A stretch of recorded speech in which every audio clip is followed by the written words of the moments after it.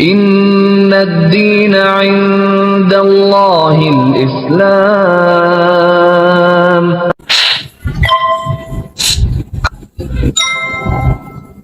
Saya masuk Islam ketahuan sama keluarga.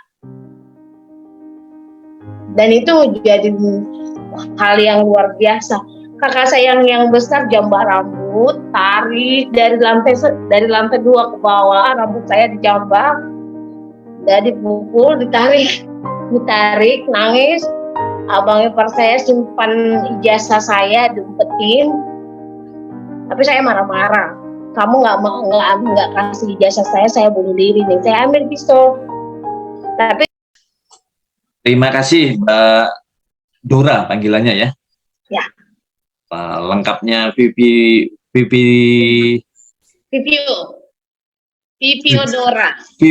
Dora Hutagalung. Panggilan akrabnya Dora gitu ya. Dora. Dari kecil Dora. Dora ya. Mbak Vivi tinggal di Jakarta bersama keluarganya ya. Putra 3 ya Ustaz, Mbak Dora. Kenapa Ustaz? Putranya 3 ya? Iya. Kalau sama perempuan tuh nggak boleh nanya umur ya? Boleh-boleh aja. Boleh. Umur saya 35 tahun. 35 tahun. Ya, lain tahun 86. Iya. Baik, Mbak Dora. Bisa diceritakan ya. Ini apa latar belakang apa keluarga dulu dah, keluarga dulu Mbak Dora ini. Lahir di mana, keluarganya apa begitu.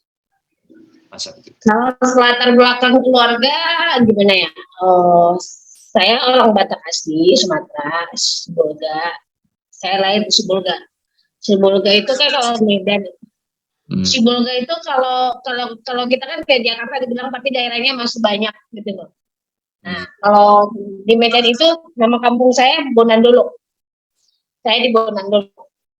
Nah, lingkungannya Kristen semua, Protestan semua, orang Batak semua. Tuh, lingkungan keluarga, mama guru, bapak kayak proyek pemborong gitu. Dari Protestan atau Katolik? Protestan saya HKBP, Huria Batak Kristen Protestan. Semua keluarga Protestan? Iya, karena kan di daerah saya itu kebanyakan HKBP. Kalau ke kotanya banyak, karena kan kalau di kotanya kan kota Sibolga katanya. Kota kita kan kota Sibolga. Kalau di kota Sibolga itu semua agama ada, Hindunya ada, Budanya ada, Katolik ada, Islam ada, karena dekat Padang Sidempuan. Kita dekat Padang Sidempuan. Kristen, Protestan, Katolik semua ada. Tiberias juga ada, Pentakosta juga ada. Berarti sejak kecil memang dididik secara Protestan ya? Ya, dan saya itu rajin gereja. Rajinnya seperti apa? Apa tiap hari, tiap minggu?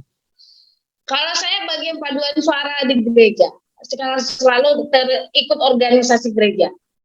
Saya jadi paduan suara, kor kayak gitu, kor kalau di daerah sana, kor.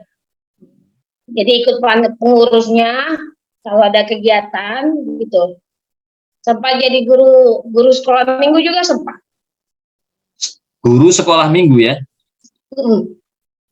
Ngajar anak-anak kecil, nyanyi gitu-gitu. Jadi kalau bayangannya kalau saya itu nggak gereja sehari aja itu udah kayaknya nggak enak. Karena sudah menjiwai kan, sudah menjiwai. Sudah namanya lingkungan di sana kan muda-mudinya sangat akrab, sangat kompak. Jadi mau setiap hari Rabu atau enggak hari Kamis itu dia latihan kor untuk dinyanyikan untuk hari Minggu. Nah, kalau ada undangan gereja dari resort lain kan kalau di gereja itu ada resort. Resortnya ini, resort ini gitu kan. Jadi satu gereja itu ada naungin 10 gereja. Ya kalau ada kegiatan kita diundang untuk nyanyi atau buat donasi gitu. Itu akan dibuat. Nah itu kita ikut kegiatan itu. Kalau sebenarnya sih nggak lama, cuma mengikuti teman-temannya aja. karena senang aja ngikutin itunya, nggak terlalu lama karena aku udah kelas 3 SMA kalau nggak salah, karena kebanyakan ngekos, jadi nggak terlalu sering banget, cuma ikut kegiatan. Yang paling dominan saya kegiatannya ngajak nari. Kalau ada pesta pembangunan atau apa, kita ngajarin nari, nyari sumbangan Ustaz. Kalau itu kayak gitu. Jadi dari kampung ini siapa yang ngajarin gitu. Lebih banyak kan saya ke kursi paduan suara karena sepupu saya kalau orang Sumatera bilangnya pariban. Pariban saya itu ngajar kor. Jadi buku kor itu di saya semuanya. Nanti fotokopi, bagi-bagi gitu, bawa pulang gitu aja. Tertarik Islam itu mulai dari SMA sebenarnya. Dari mulai saya masuk organisasi dan masuk guru sekolah minggu karena dituntut untuk membaca Alkitab dengan cari yang bagus, mana sih ayat yang kamu suka. Nah, mulai saya melihat di situ Bapa, Putra, dan Roh Kudus. Yesus ada, Isa ada. Nah, kalau Bapa, Putra, dan Roh Kudus, kenapa itu ditanya Allah Bapa, Yesus, kenapa? Allah itu siapa? Yesus siapa? Putra, Roh Kudus, kok saya jadi bingung. Tapi karena lingkungan saya enak organisasinya, sosialnya sama muda-mudi itu lupa di masa sekolah. Kenapa saya menyukai ajan? Kenapa itu mulai sudah ada tertarik, tapi tidak 100% untuk mencari karena lingkungan saya Kristen semua. Nah, sesudah saya lulus sekolah, saya nganggur setahun di kampung. 2007 saya ke Jakarta. Kalau di kampung kan nggak ada Gramedia, kayaknya di kota nggak ada Gramedia. Kalau di sini ada Gramedia kan. Saya sering nongkrong di Plaza Bintaro, Ustaz. Plaza Bintaro ini kan ada Gramedia dulu, itu Gramedia. Kalau saya nyarinya, kalau Hindu udah berhala bagi Kristen Protestan. Berhala, Buddha berhala. Kalau Kristen yang Kristen lainnya udah paham. Kalau kayak Pentakosta udah nggak boleh ininya, banyak aturannya. Jadi saya belajar dari Islam. Saya ambil buku Islam, saya baca terus. Itu. Jadi mulai menyukainya sebenarnya sudah lama, tapi tidak mendalaminya di kampung. Cuma jadinya mendalaminya di Jakarta. Karena saya ada kenalan di online dulu ya, Messenger ya, seorang Aceh. Sebenarnya dekat lah sebelum ketemu Mas Anton. Nah itu dekat. Ya? TTM. Nggak pernah ketemu sebenarnya, teman yang Messenger aja, Ustaz. Jadi dia berargumen sama saya, nabimu ada berapa katanya. Saya kalau di Kristen kan nabi yang 12 murid itu yang murid Tuhan Yesus kan. Yohanes ini sampai 12 orang itu nabi yang diceritakan di Alkitab yang 12. Nah, ya Isa nggak nabi kalian nggak katanya. Bukan, itu kan murid Yesus kan bilang, karena Isa. Sementara teman ini nanyanya Isa itu kan sebenarnya Yesus sebenarnya. Itu bukannya itu katanya. Bukan, beda lagi. Isa itu beda lagi. Isa itu beda. Itu murid Yesus. Jadi kan dibalikkan ke bawah. Dibalikkan ke, itu diputar balikan lah kalau ajarannya begitu. Isa itu kan murid Yesus. Tapi itu di Alkitab dinyatakan memang dia tidak meninggal. Tapi naik dengan awan putih. Alkitab ada diceritain kayak gitu. Cuma saya bukan seperti Mas Anton mengkaji Alkitab itu luar biasa. Kalau saya enggak. Mas Anton kan Alkitab dia, Mas Anton. Alkitab dihafal, bisa mengini-ini. Kalau saya tidak. Itu. Udah itu saya baru ditanya Alkitabmu ada berapa? Cuma perjanjian lama sama perjanjian baru.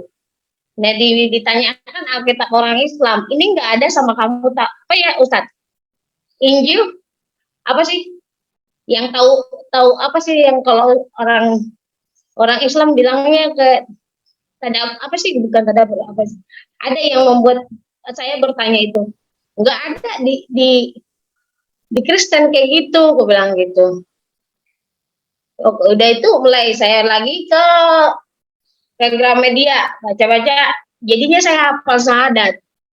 Nah, saudara Lela kan hafal semua, doa pakai baju hafal. Nah, mulailah saya tertarik dengan lingkungan Islam. Tapi di lingkungan keluarga saya juga saya sudah mulai, saya tinggal di kakak. Pertama saya ke rumah kakak itu memang udah kurang, yang membuat saya tidak nyaman lagi di Kristen itu, kok Kristen begini? Ada abang ipar saya kalau marah, habis marah berdoa lagi. Jadi saya kurang serak. Oh begini Kristennya, gitu. Jadinya kurang nyaman, Ustaz. Adalah. Oh, sesudah saya mendalami dan saya ingin masuk Islam, itu saya ke Masjid Al-Azhar. Awalnya saya nggak mau syahadat. Saya ingin belajar. Jadi saya nanya ke tukang sapu, Mas, di sini ada nggak belajar Islam? Bentar, pemirsa, kalau tadi Mbak Dora menyebut nama-nama Mas Anton, perlu diketahui bahwa Mas Anton ini adalah suaminya Mbak Dora. Ya. Beliau ini juga mantan mualaf, bahkan dulu beliau ini seorang misionaris. Ya. Yang kemudian mendapat hidayah, lalu masuk Islam. Videonya pernah saya angkat, juga ada di channel, mungkin nanti bisa dilihat di sini. Sudah lihat Ustaz, malah ketawa aja kalau lihat. Dia kalau ceramah saya selalu lihat kok. Ya, baik, kembali ke Mbak Dora. Jadi katakanlah titik baliknya sehingga Mbak Dora menemukan bahwa oh ini yang Islam yang benar itu, dan Protestan kayaknya kurang pas buat saya, itu pada apa, titik apa, atau ayat apa begitu, kalau ayat atau peristiwa apa begitu? Kalau saya lebih condong ke ininya, ke ajannya, lebih senang dengar ajan sama yang saya cari di Alkitab itu yang membuat saya, kalau ayat saya lupa sih Ustaz, tapi itulah yang membuat saya bertanya itu kenapa ada Allah Bapa, Putra dan Roh Kudus. Itu yang membuat saya mencari. Kok Yesus ada, kok Allah ada. Allah itu kan satu, Yesus kan masih ini, Roh Kudus kalau nggak ada Roh Kudus kita nggak bisa masuk surga.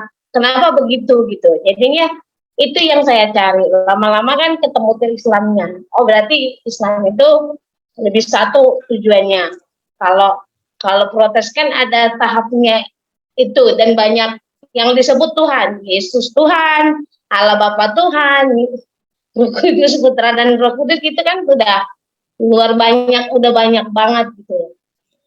Apakah bisa saya katakan ini persepsi Mbak Dora ya terhadap konsep ketuhanan di dalam Kristen itu membingungkan? Apakah kira-kira kalau saya rumuskan dari kalian apakah seperti itu? Iya, seperti itu. Jadi bertanya terus di kepala itu, oh Tuhan itu kok gak ada banyak gitu. Tuhan kok banyak gitu ya. Tidak bertanya atau konsultasi kepada pendeta atau para... Oh enggak. Pernah sekali saya chattingan sama, tapi saya sudah nikah sama Mas Anton ya. Chattingan sama gembala gereja di kampung, malah saya dimarahin. Jadi saya nggak mau lagi. Kenapa dimarahi? Ya karena kamu Islam kayak gini, Kristen itu begini. Jadi itu udah lama sih chattingannya. Jadi saya udah lupa itu di 2009. Jadi kayak marah gitu. Jadi udah gitu tutup. Iya. Jadi bertanyanya itu setelah masuk Islam, tidak saat waktu bingung. Enggak. Ya. Enggak, karena saya nggak terlalu benar-benar ke pendeta, nggak mau bertanya. Di lingkungan keluarga juga saya nggak bertanya, karena saya masuk Islam juga ke ngumpet gitu, Ustaz. Ya. Lalu tentu setelah pada titik yang mana pada Islam yang membuat Mbak Dora itu yakin bahwa oh ini yang benar? Titiknya itu ya sesudah udah ngerasa nyaman, belajarnya sudah masuk, syahadatnya sudah memahami gitu kan. Oh ya udah deh aku belajar aja Islamnya. Jadi saya perginya ke Masjid Al-Azhar sektor 9 itu. Waktu itu yang dipelajari Mbak Dora tentang Islam soal apa? Kalau yang saya pelajarin itu syahadat sama doa-doanya. Habis itu apa sih Alkitab apa Alkitabnya itu Alkitab Islamnya itu apa sih yang bilang kan ada Hadis. 3 itu Al-Quran, hadis, sama satu lagi apa sih Injil, apa sih Injil, Taurat, apa sih, Bible. agak susah saya mengingatnya. Bible. Kalau Bible kan udah biasa di kitanya Ustaz. Yang di Islam itu apa sih namanya, Injil, baru Al-Quran sama apa sih namanya, lupa saya ini. Itu ada yang dibilang, itu yang saya dalamin ya. Habis itu saya belajar syahadat, doa ini, Islam itu begini gitu. Mulai dari situ sedikit aja, tapi saya sudah mau memacu ke belajar Islam karena saya ingin ada yang mengajarin saya, karena kan dikit itu yang saya dengan argumen sama teman yang di Aceh itu, kalau tiap hari kan nggak bisa ketemu, jadinya saya ke masjid, jadinya ke masjid. Ke masjid tadi dalam rangka bertanya gitu? Awalnya sih bertanya dan ingin belajar, bukan mau masuk Islam. Tapi kan kalau di Islam itu harus syahadat dulu baru belajar. Ya. Ya, jadi saya ke sana, saya ketemu sama tukang sapu. Apa itu ada tukang sapunya, cleaning service-nya lah. Misalnya cleaning service-nya. Mas, di sini bisa nggak belajar Islam? Bukan mau masuk Islam. Ya udah Mbak, masuk ke kantor aja, sekretariat, katanya masuk. Saya ngobrol, Pak, katanya belum bisa, kalau nggak ngerti manggil Ustadz gitu nggak ngerti, tapi manggil Pak. Pak, maaf, saya mau belajar Islam di sini, bisa nggak? Gitu. Bisa aja Mbak, katanya. Tapi kalau mau belajar Islam itu harus syahadat dulu. Katanya. Ya udah nggak apa-apa, saya syahadat. Yakin, katanya, yakin. Nah ada seorang Mbak gitu namanya, Mbak siapa, udah lama banget nggak ketemu lagi sekarang. Itu Mbak itu ditujuin untuk bawa saya ke Wisma Mualaf. Wisma Mualaf sektor 9. Dulu dipegang Arimatea, sekarang udah dompet 2 Pak. Nah itu masuk di situ, saya mintanya hari ini, istilahnya besoknya baru dibawa ke sana. Ketemunya di sektor 9. Nyampe di sana saya syahadat, itu luar biasa rasanya, kayak gemeteran, kayak hawa panasnya di badan itu kayak gimana, rasanya syahadat kayak gini rupanya, kayak ada rasa nyaman tapi kayak menggebu rasanya. Dah syahadat, udah mulai saya belajar wudu, diajarin. Setiap pulang kerja, kan saya dulu kerja Ustaz. Udah belajar, tapi pingin belajarnya ke rumah, itu yang saya bingungkan. Jadi saya beli stiker, saya gunting, dibikin di buku, nah ditempelin gitu. Nah Bang ipar saya curiga saya di situ. 3 hari saya masuk Islam, ketahuan sama keluarga. Dan itu jadi hal yang luar biasa. Kakak saya yang besar jambak rambut, tarik dari lantai 2 ke bawah, rambut saya dijambak, dan dipukul, ditarik, nangis. Abang ipar saya simpan ijazah saya, diumpetin, tapi saya marah-marah. Kamu nggak kasih ijazah saya bunuh diri nih. Saya ambil pisau. Tapi kakak saya nelpon mama saya, Ma ini si Dora udah masuk Islam nih. Gimana ini, katanya gitu. Saya nggak mau tahu, jadi saya minta ijazah. Ya udah kasih, kata mama saya, kasih ijazahnya. 1 hari itu saya langsung pindah ke Wisma.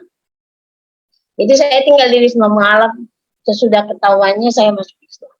3 hari sesudah syahadat Ustaz. Jadi 2 bulan sesudah itu saya nggak pernah berhubungan sama keluarga, nggak pernah teleponan. Karena setiap hari dikasih Injil Alkitab di SMS. Dulu kan nggak ada WA ya, SMS, ditelepon, saya nggak angkat. Daripada saya berantem, kasihan orang tua, nangis. Tapi sebenarnya mungkin mama sama bapak nangis, mungkin nggak ada orang tua itu anaknya beda keyakinan, istilahnya kayak beda piring nasi gitu loh istilahnya kalau orang Sumatera bilangnya. Jadi kayak beda piringnya gitu. Itu sungguh perjuangan. Selama 2 bulan saya nggak komunikasi sampai Ustadz ngomong gini, kan setiap pagi kita kan ceramah. Orang tua itu tetap orang tua, mau gimana pun tetap silaturahmi katanya gitu kan. Mulai saya buka nomor telepon. Tapi saya berargumen sama mama saya. Ada pertanyaan dia yang membuat saya tidak mau melawan orang tua. Dor katanya gitu, ya, bilang kalau orang Batak kan keras kan, Pak kan Ustadz kalau sama orang tua, ya gitu aja, nggak ada jamaah gitu nggak, ya. Habis dia bilang di agama kalian itu dia pengakuan dosa diakuin nggak? Dia bilang gitu kan. Ya kalau kita berbuat dosa ya kita harus sholat taubat, aku bilang gitu. Sholatnya nggak langsung dihapus. Berarti di Kristen yang lebih hebat. Jadi kalau pengakuan dosa langsung terhapus dosanya. Ya itu di mama aku bilang itu. Langsung dia marah-marah. Ya udah saya kan nggak mau berdebat. Saya nggak mau marah. Saya matiin teleponnya.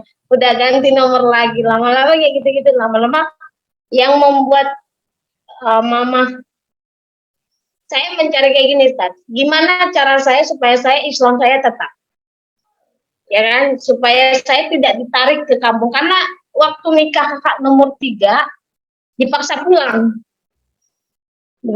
ikut pulang. Ayo pulang ke kampung, nanti kamu balik lagi, katanya gitu. Itu masih belum nikah sama Mas Anton kan? Nggak saya nggak mau pulang. Ada 7 tahun saya nggak pulang. Nama 7 tahun nggak pulang karena saya yakin saya akan kurung nanti, saya nggak bisa bebas. Yakin saya nggak boleh pulang lagi, gimana cara saya pulang, ya kan? Kalau kerjaan mah bisa dikeluarin kan gampang gitu istilahnya, nggak diterima, udah nggak jadi gitu. Saya mikirnya gini, gimana caranya biar kalau orang Batak kan kalau anaknya sudah nikah sama anak lain sudah nggak boleh ikut campur gitu kan? Ya udah nyari calon suami ini ceritanya. Itu yang membuat saya untuk memegang agama ini biar tetap. Seorang perempuan orang Batak kalau sudah menikah dan sudah beda agama itu sudah tidak, orang tua tidak ikut campur lagi. Kalau di bagian keluarga saya ya Ustaz, nggak tahu keluarga lain. Karena memang keluarga saya tidak berusaha untuk membuang saya, enggak. Cuma saya yang menjauh, karena pemikiran saya gini Ustaz. Kami 8 bersaudara, 7 perempuan. Kalau saya yang hilang nggak masalah gitu. Masih ada anak mama bapak saya 6 lagi, 7 lagi gitu pemikiran saya. Ya sudah gitu kan. Ya kalau saya nggak dianggap juga nggak masalah gitu. Tapi mama saya tidak seperti itu sama bapak. Enggak. Cuma kakak-kakak saya kan namanya prinsip, nggak ada anak yang mau orang tuanya sakit. Tapi tetap berpikir, ya udah saya jauh dari keluarga selama 4 bulan, di kampung juga ketawanya saya hilang karena nggak ada komunikasi. Sementara aku sama kakak yang gede satu kantor, cuma ketemu di kantor tapi tempat tinggal dia nggak tahu. Sementara kan Wisma Malot dekat sini. Itu Ustaz, kalau pengalamannya untuk memperjuangkan agama Islam di saya itu. Tapi tidak seperti teman yang bawa golok lah, diumpetin lah, enggak. Malah saya yang menjauh supaya tidak terjadi argumen yang membuat sakit hati di pihak ini. Sebenarnya orang itu udah sakit hati kalau saya pindah agama sebenarnya. Di saat itu, enggak tahu sampai sekarang. Tapi kalau sekarang sih, alhamdulillah keluarga saya menerima semua. Suami juga diterima karena kita juga sudah banyak yang masuk Islam keluarganya. Ya sudah, kalau Dora yang milih nggak masalah katanya. Tapi yang penting deket gitu. Yang membuat terima keluarga, saya nikah itu keluarga nggak tahu. Kalau dikasih tahu mungkin saya nggak nikah sama Mas Anton. Jadi Mas Anton ngajak saya nikah pas dia pulang ke Jawa. Kan dulu kan satu wisma. Mas Anton sama saya satu wisma malam. Ketemu dari dia urut 40 hari dari Jawa, sehingga di Wisma Mengalap jadi teman curhat. Karena cuma tinggal sendiri saya perempuan di Wisma. Saya teman ngobrol lah. Sebenarnya bukan teman lah, dibilang teman-teman. Teman, lama-lama dia pulang, kamu mau nikah sama saya katanya gitu. Ya kalau kamu mau nikah sama saya kamu ke Jakarta. Karena saya posisinya masih kerja. Itu nikah di bawah tangan Ustaz. Jadi kita nikah di bawah tangan, udah, tapi keluarga tahu saya nikah, tapi kalau di orang Kristen kan kalau nikah di bawah tangan itu nikah kumpul kebo. Itu dibilang. Ya udah itu nikah di kumpul kebo. Tapi nggak mau ngomong. Pas punya anak yang pertama baru ngomong ke paman. Kalau orang Sumatera kan harus ke paman dulu, istilahnya tulang.